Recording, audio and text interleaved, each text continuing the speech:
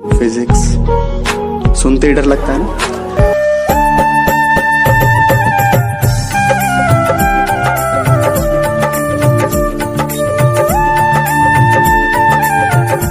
नमस्ते छात्रों, आज हम कक्षा 11 विषय भौतिक विज्ञान में आपका जो रनिंग चैप्टर है, चैप्टर नंबर 2 मापन तथा विमाएं, इसमें आज बहुत ही महत्वपूर्ण और इम्पोर्टेंट टॉपिक आपका स्टार्ट होना है। टॉपिक का नाम है विमाएं। इनको हम इंग्लिश में डायमेंशन कहते हैं। होती क्या है विमाएं? आपने पिछले टॉपिक में पढ़ा था मूल राशियां और व्युत्पन्न राशियां, ठीक है ना।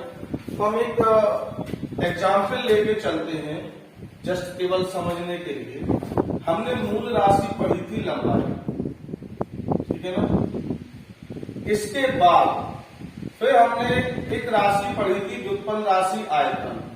तो आयतन के लिए लंबाई का मात्रक मीटर और आयतन का मात्रक होता है मीटर क्यूब। अभी हम विमाओं का बिल्कुल एग्जैक्ट फिजिक्स में मतलब बता रहे हैं, फिर उसके बाद अपनी भाषा में, ताकि हम लोगों को क्लियर हो सके। तो ये एम है लंबाई, मतलब मीटर लंबाई का मात्रक और आयतन का मात्रक है मीटर क्यूब। तो आपको यहाँ एक चीज नोटिस करने को मिलेगी कि यहाँ एम की पावर कितनी है? 3। तो एक्चुअल डेफिनेशन ये होती है डायमेंशंस की, विमाएं वे घातें होती हैं जो व्युत्पन्न राशि को व्यक्त करने के लिए मूल राशियों पर चढ़ाई जाती हैं। तो ये जो 3 पावर है ये विमा है, ठीक है ना। तो सिंपल सी डेफिनेशन है विमाओं की लिखने के लिए, विमाएं वे घातें होती हैं जो व्युत्पन्न राशि को प्रदर्शित करने के लिए मूल राशियों पर चढ़ाई जाती हैं। दूसरी डेफिनेशन हो जाएगी, विमाएं वे घातें होती हैं जो व्युत्पन्न मात्रकों को प्रदर्शित करने के लिए मूल मात्रकों पर चढ़ाई जाती हैं, ठीक है ना। तो विमा का मेन मतलब जो है वो किससे है? घातों से। अब आते हैं अपनी लैंग्वेज में कि विमा है क्या। तो मेरे हिसाब से तो विमा का मतलब बहुत सहज तरीके से बेवकूफ बनाना है। कैसे? हम यहां पहले विमा का मतलब समझे तो यहाँ 5 राशियों को हम लिख रहे हैं, उन्हीं की सबसे ज्यादा आवश्यकता पड़ती। वैसे तो 7 तो लिख सकते हैं, चलो 7 ही लिखे दे रहे। क्रम, यहाँ राशियां और यहाँ उनके मात्रक और यहाँ उनके विमीय संकेत। विमा का मुख्य मतलब ये होता है कि जो मात्रक आप लिखते हो ना शब्दों में, जैसे किलोग्राम है, मीटर है, इनको एक सिंबल प्रोवाइड करा देना विमा के तौर पे है। तो क्रम में सबसे पहली राशि हम लेके चलते हैं द्रव्यमान। मात्रक किलोग्राम, सबको क्लियर है। अब इसको विभिन्न संकेत क्या देंगे और क्यों देंगे? फिजिक्स में हर एक चीज का कॉन्सेप्ट और रीजन होता है। तो द्रव्यमान को हम इंग्लिश में क्या बोलते हैं? मास। द्रव्यमान की अंग्रेजी क्या होती है? मास। तो मास की वजह से इसका सिंबल क्या दिया जाएगा? एम। तो विमा को हमेशा बड़े ब्रैकेट में और कैपिटल लेटर से लिखते हैं, मतलब सीधी बात शुद्ध हिंदी में कि विमाओं के लिए सब कुछ बड़ा ही होता है, छोटा नहीं रखना है। दूसरी राशि लंबाई। लंबाई का मात्रक मीटर। अब लंबाई को इंग्लिश में क्या कहते हैं? लेंथ। तो जब लेंथ कहते हैं तो लेंथ की वजह से लंबाई के लिए विमीय संकेत क्या हो जाएगा? एल। क्लियर है ना। इसके बाद तीसरी राशि आती है समय। समय का मात्रक होता है सेकेंड और समय को अंग्रेजी में क्या कहते हैं? टाइम। तो टाइम की वजह से इसका सिंबल क्या होगा? टी। अब नंबर 4 पे आते हैं ताप। ताप का मात्रक केल्विन और ताप को अंग्रेजी में क्या कहते हैं? हम सब जानते हैं टेम्परेचर। तो इसका सिंबल क्या होना चाहिए? टी। लेकिन टी सिंबल हम ऑलरेडी समय को प्रोवाइड करा चुके हैं। तो हम इसको भी टी सिंबल प्रोवाइड करा देंगे तो हमारा फिर कंफ्यूजन हो जाएगा, क्लियर नहीं होगा कि ये ताप है या टाइम है। तो इसीलिए इसको सिंबल थीटा दे दिया जाता है, मजबूरी बस। नंबर 5 पे जो राशि है वो है आपकी विद्युत धारा, ठीक है ना। विद्युत धारा का मात्रक होता है एम्पियर।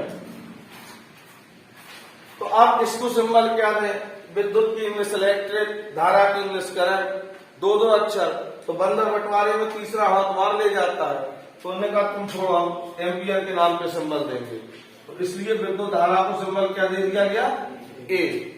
इसके बाद जो छठवीं राशि है ज्योति तीव्रता, इनकी जरूरत नहीं पड़ती आपको, लेकिन लिख दें, इज्जत देना जरूरी होती।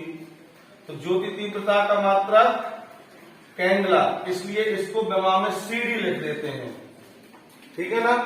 अब नंबर 7 पदार्थ की मात्रा। तो पदार्थ की जो मात्रा होती है, इसको मात्रक इसका होता है मोल। तो इसको विमीय संकेत में या तो हम बड़े ब्रैकेट में मोल लिख देते हैं, या फिर ऑप्शन होता है इसको बड़े ब्रैकेट में म्यू से प्रदर्शित कर देते हैं, ठीक है ना। तो ये आपकी टोटल विमाओं के प्रतीक है, सिंबल है। ये मूल राशियां हैं, इनको हमें अपने जहन में उतारना ही होगा, बाकी रटने की आवश्यकता नहीं है। दिमाग से सोच लो, द्रव्यमान की बात करते हैं तो मास ऑटोमेटिक माइंड में आएगा, एम अपने आप आ जाएगा। लंबाई की बात करते हैं, लेंथ, ऐसे। अच्छा, अब इनका विमीय सूत्र। तो विमीय सूत्र का मतलब सीधा सीधा है कि जिस क्रम से आपने इनको लिखा है, विमाओं में भी एक ब्रैकेट में उसी क्रम से चलती है। पहले एम आएगा, फिर एल आएगा, फिर टी आएगा, फिर थीटा आएगा, फिर ए आएगा। ये सीक्वेंस लिखने का ढंग। ऐसी कोई कसम नहीं खाई कि नहीं एम को ही पहले लिखेंगे तो ही सही होगी। आप एल को भी लिख सकते हैं पहले, लेकिन एक सिस्टम है तो उसके अकॉर्डिंग इस तरीके से हम इसको लिखेंगे। तो छात्रों, अब हम अपनी देखते हैं अगली हेडिंग। तो अगली हेडिंग है हमारी आओ विमाएं निकालना। मतलब हमें प्रैक्टिस करनी है कि हम विमा को कैसे निकालते हैं और निकालना उनका कितना सिंपल है। तो हम कुछ महत्वपूर्ण विमाएं देखते हैं आज। तो सबसे पहले क्षेत्रफल की विमा निकालनी है। तो क्षेत्रफल बराबर होता है लंबाई गुणे चौड़ाई। तो क्षेत्रफल की देखो, लंबाई की विमा एल मूल राशि है, चौड़ाई की विमा भी एल ही होगी क्योंकि चौड़ाई भी लंबाई होती है। तो एल इंटू एल। तो फाइनली एल की पावर कितनी हुई, 2। ये किसकी विमा हो गई आपकी, क्षेत्रफल की। नंबर 2 पे आयतन बराबर होता है लंबाई गुणित चौड़ाई गुणित ऊंचाई। तो लंबाई की विमा एल, चौड़ाई की विमा एल, ऊंचाई की विमा L. L into L into L is equal to L की पावर 3। अब हम निकालते हैं तीसरी विमा घनत्व की। तो घनत्व बराबर होता है द्रव्यमान बटे आयतन। तो द्रव्यमान की विमा एम और आयतन की विमा अभी निकाली एल की पावर 3। अब एल की पावर 3 जब छत पे जाएगी ऊपर तो काय में कन्वर्ट हो जाएगी, -3 में। तो एम एल की पावर -3। ओके। नंबर 4, अब हम निकालते हैं 4 की विमा।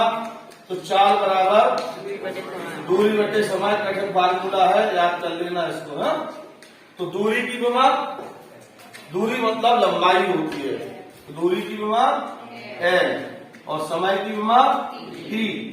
जब ये टी ऊपर जाएगा तो एल तो एल ही रहेगा, टी की पावर -1। चलो अब देखते हैं नंबर 5 पे। तो नंबर 5 पे विमा निकालते हैं हम वेग की।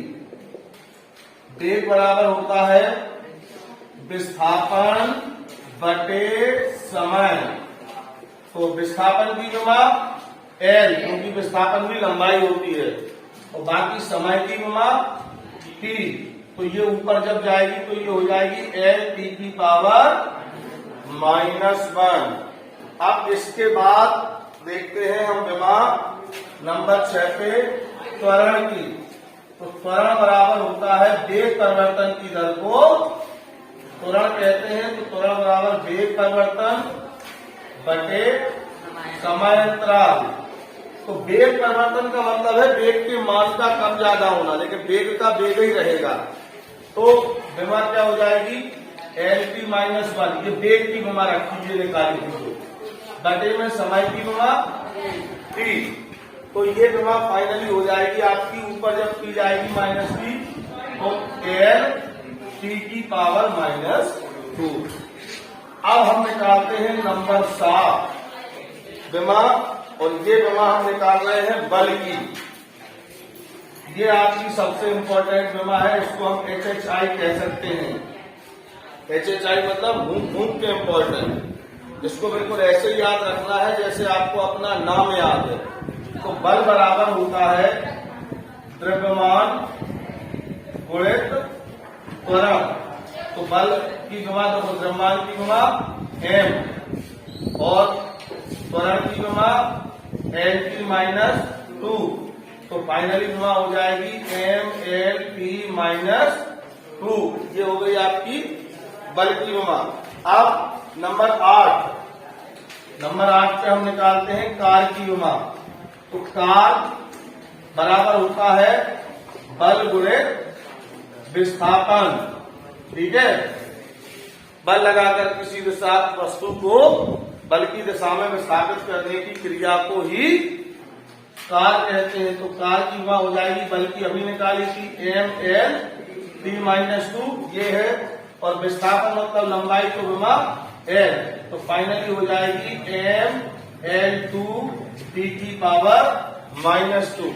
आज के लिए इतना ही। Thank you.